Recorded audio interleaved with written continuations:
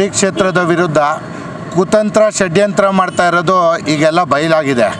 SIT ತನಿಖೆ ಏನು ಮಾಡಿದ್ರು 13 ಪಾಯಿಂಟ್ಗಳು ಅಂತ ಹೇಳಿದ್ರು, ಅಲ್ಲಿ ಯಾವುದೂ ಸಿಕ್ಕಲಿಲ್ಲ. ಏನು ಮಾಸ್ಕ್ ಹಾಕ್ಕೊಂಡು ಬಂದಂಥ ವ್ಯಕ್ತಿ ಕೂಡ ಹಿಂದೆ ದ್ವೇಷದಿಂದ ಒಂದು ಷಡ್ಯಂತ್ರದಲ್ಲಿ ಭಾಗಿಯಾಗಿರೋದಾಗಿದೆ. ಈಗ ಮಹೇಶ್ ತಿಮ್ರೋಡಿ ಆ MD ಸನ್ಮೀರ್ ಅನ್ನೋ ಒಬ್ಬ ಏನು ಅನ್ಯಮತೀಯ ಇದ್ದಾನೆ, ಅವ್ನು ಬೇಕಂತಲೇ ಹಿಂದೂ ಧರ್ಮದ ವಿರುದ್ಧ ಒಂದು ಷಡ್ಯಂತ್ರ ಮಾಡಲಿಕ್ಕೆ SDPIನವರ ಎಲ್ಲ ಬೆಂಬಲ, ಎಡಪಂಥೀಯರ ಬೆಂಬಲದ ಹಿನ್ನೆಲೆಯಲ್ಲಿ ಮಾಡಿರೋವಂಥದ್ದು. ಅದ್ರ ಜೊತೆ ಗಿರೀಶ್ ಮಟ್ಟಣ್ಣವರು ಮತ್ತು ಇತ್ತೀಚೆಗೆ ಸುಜಾತಾ ಭಟ್ ಅನ್ನೋ ಹೆಣ್ಮಕ್ಳು ಸೇರಿರೋವಂಥದ್ದು.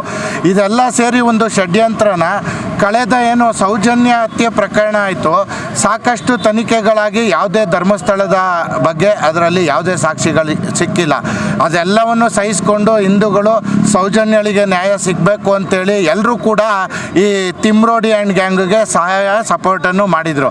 ಆದರೆ ಈಗೆಲ್ಲ ಅವರ ಷಡ್ಯಂತ್ರ ಕಳಚಿದೆ. ಮಾಧ್ಯಮಗಳ ಮುಂದೆ ದಿನನಿತ್ಯ ಅವ್ರು ನಡೆಸ್ತಾ ಇರೋವಂಥ ಎಲ್ಲ ಕುತಂತ್ರಗಳು ಗೊತ್ತಾಗಿರೋದ್ರಿಂದ ಇವತ್ತು ಹಿಂದೂಗಳು ಎದ್ದಿದ್ದಾರೆ.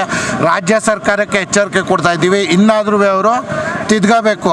ಈ ಥರ ಬಾಯಿಗೆ ಬಂದಂಗೆ ಬೇಕಾದಂಗೆ ಆರೋಪಗಳು ಮಾಡಿಬಿಟ್ರೆ ಹಿಂದೂ ಧರ್ಮದ ಪರಿಸ್ಥಿತಿ ಏನಾಗುತ್ತೆ, ಹಿಂದೂಗಳ ಪರಿಸ್ಥಿತಿ, ನಮ್ಮ ಭಾವನೆಗಳು ಏನಾಗುತ್ತೆ, ದಯಮಾಡಿ ನಮ್ಮ ಭಾವನೆಗಳ ಜೊತೆ ಚಲ್ಲಾಡಬೇಡಿ ಅಂತ ಹೇಳ್ತಾ ಇದು ರಾಜ್ಯ ಸರ್ಕಾರಕ್ಕೆ ಎಚ್ಚರಿಕೆ. ಬೇಕಾಬಿಟ್ಟು ನೀವೇನು ಮಾಡಿದ್ರಿ, ಹಿಂದೆ ಸುಬ್ರಹ್ಮಣ್ಯಕ್ಕೆ ಬಂದ್ರಿ, ನಂತರ ಶಬರಿಮಲೆಗೆ ಬಂದ್ವಿ, ಕರ್ನಾಟಕದಲ್ಲೇ ಉಡುಪಿ ಮಠಕ್ಕೆ ಬಂದ್ರಿ, ರಾಮಚಂದ್ರಾಪುರ ಮಠಕ್ಕೆ ಬಂದ್ರಿ, ಈಗ ಧರ್ಮಸ್ಥಳದ ವಿರುದ್ಧ ಬಂದಿದ್ದೀರಾ. ಇನ್ನೆಷ್ಟು ದಿನ ಸಹಿಸ್ತೀವಿ ಅನ್ಕೋಬೇಡ, ದಂಗೆ ಎದೊಳ್ಬೇಕಾಗತ್ತೆ. ಹಿಂದೂಗಳ ದಂಗೆ ಇದ್ದರೆ ರಾಜ್ಯದಲ್ಲಿ ಶಾಂತಿ ಸೌಹಾರ್ದ ಹಾಳಾಗುತ್ತೆ. ಅದಕ್ಕೆ ಅವಕಾಶ ರಾಜ್ಯ ಸರ್ಕಾರ ಕೊಡಬಾರ್ದು ಅಂತ ಭಾರತೀಯ ಜನತಾ ಪಾರ್ಟಿ ಚಾಮುಂಡೇಶ್ವರಿ ಕ್ಷೇತ್ರದಿಂದ ಆಗ್ರಹ ಮಾಡ್ತಾ ಇದೆ. ಧರ್ಮಸ್ಥಳ ಅಂದರೆ ದೊಡ್ಡ ಇತಿಹಾಸ ಇರುತ್ತೆ, ಆ ಕ್ಷೇತ್ರಕ್ಕೆ ಎಲ್ಲೋ ಒಂದು ಕಡೆ ವ್ಯವಸ್ಥಿತವಾಗಿ ಉನ್ವಾರ ಮಾಡ್ತಾ ಇದ್ದಾರೆ ಎಲ್ಲ ಸೇರ್ಕೊಂಡು. ಖಂಡಿತವಾಗಿ ಇದರಿಂದ ಭೂಮಾಫಿಯಾಗಳ ಕೈವಾಡ ಇದೆ.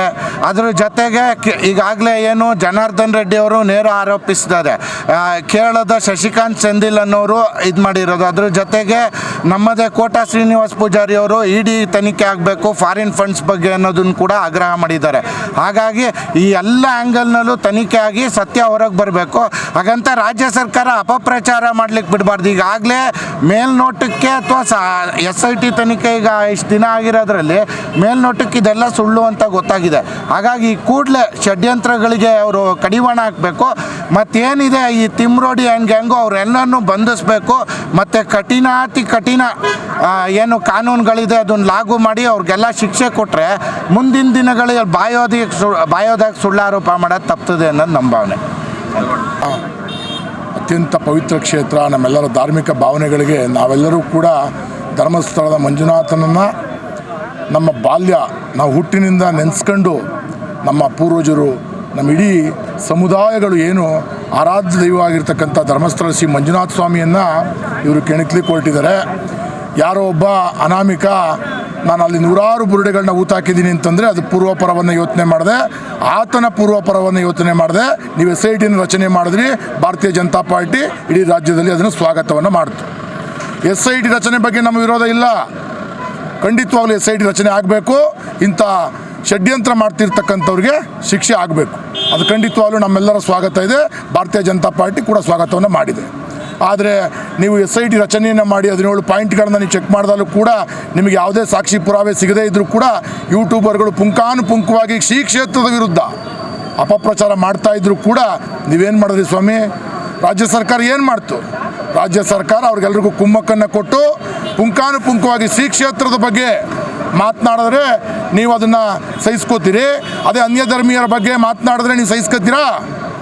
ಉದಯಗಿರಿ ಏನಾಯಿತು? ಉದಯಗಿರಿಯನ್ನು ಉದ್ವಿಗ್ನ ಮಾಡಿಬಿಟ್ರಿ, ಉದಯಗಿರಿಯನ್ನು ಉದ್ವಿಗ್ನ ಮಾಡಿದವ್ರ ರಕ್ಷಣೆಯನ್ನು ಕೊಟ್ರಿ. ಶ್ರೀ ಕ್ಷೇತ್ರ ನಮ್ಮೆಲ್ಲರ ಆರಾಧ್ಯ ದೈವ ಮಂಜುನಾಥ ಸ್ವಾಮಿಯ ವಿರುದ್ಧ, ಕಾವಂದ್ರ ವಿರುದ್ಧ ಮಾತನಾಡಿದ್ರೆ ನೀವು ಅದಕ್ಕೆ ಕುಮ್ಮಕ್ಕನ್ನು ಕೊಡ್ತೀರಿ. ರಿಯಲ್ ಎಸ್ಟೇಟ್ ಮಾಫಿಯಾ ಇದೆ, ಮಹೇಶ್ ತಿಮ್ರೋಡಿ ಅಂತಕ್ಕಂಥ ವ್ಯಕ್ತಿಯಿಂದ ದೊಡ್ಡ ಷಡ್ಯಂತ್ರದ ಗ್ಯಾಂಗ್ ಇದೆ, ಗಿರೀಶ್ ಮಟ್ಟಣ್ಣ ಇದ್ದಾನೆ. ಆದರೂ ಕೂಡ ನೀವು ಅವರನ್ನು ರಕ್ಷಣೆ ಮಾಡ್ತಾಯಿದ್ದೀರಿ. ಅವ್ರ ವಿರುದ್ಧ ಕೇಸ್ ಹಾಕಿಲ್ಲ, ಅವ್ರ ವಿರುದ್ಧ ದೂರು ದಾಖಲಾದರೂ ಕೂಡ FIR ಮಾಡಿಲ್ಲ. ಏನು ಮಾಡಲಿಕ್ಕೆ ಕೊಟ್ಟಿದ್ದೀರಿ ನೀವು? ಹಿಂದೂ ಧಾರ್ಮಿಕ ಭಾವನೆಗಳಿಗೆ ಜೊತೆ ಚೆಲ್ಲಾಟ ಆಡ್ತಕ್ಕಂಥದ್ದು ನಿಮ್ಮೆಲ್ರಿಗೂ ಕೂಡ ಭಾಳ ಹಗುರವಾಗ್ಬಿಟ್ಟಿದೆ. ರಾಜ್ಯ ಕಾಂಗ್ರೆಸ್ ಸರ್ಕಾರಕ್ಕೆ, ಸಿದ್ದರಾಮಯ್ಯನವ್ರಿಗೆ ಇದು ಭಾಳ ರೂಢಿ ಆಗ್ಬಿಟ್ಟಿದೆ. ಹೌದು, ನಾನು ನೀವು ಮಟನ್ ತಿನ್ನಿ ಸ್ವಾಮಿ, ನೀವು ಮಾಂಸಾಹಾರ ಸೇವನೆಯನ್ನು ಮಾಡಿ, ನೀವು ಶ್ರೀ ಕ್ಷೇತ್ರಕ್ಕೆ ಹೋದಂಥ ಸಮಯದಲ್ಲಿ ಬಹುಸಂಖ್ಯಾತರ ಭಾವನೆಗಳಿಗೆ ಧಕ್ಕೆ ತರ್ತಾ ಇದ್ದೀನಿ ಅಂತಕ್ಕಂಥ ಸಾಮಾನ್ಯ ಪರಿಜ್ಞಾನ ನಿಮಗಿಲ್ಲ.